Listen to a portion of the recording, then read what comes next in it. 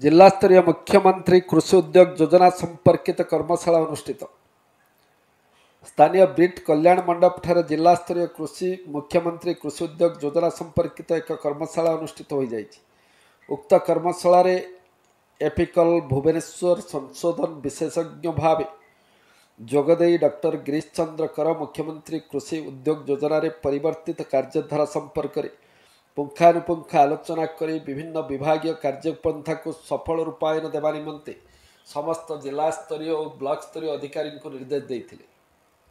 यह कार्यक्रम रे जिला मुख्य प्राणीधन अधिकारी डॉक्टर रंजन कुमार दास, उद्यान उपनिर्देशक श्री तपन कुमार महांती, सहकारी उद्यान निर्देशक नीलगिरी श्री गोपीनाथ कर, एलडीएम श्री विश्वजित शतपथी, डीडीएम नाबार्ड श्री तापस रंजन प्रधान, कृषि निर्वाही जंत्री तथा जिला नोडाल अधिकारी श्री आलोक कुमार अधिकारी योगदान पूर्वक विभागीय कार्यावली संपर्क में आलोकपात करते।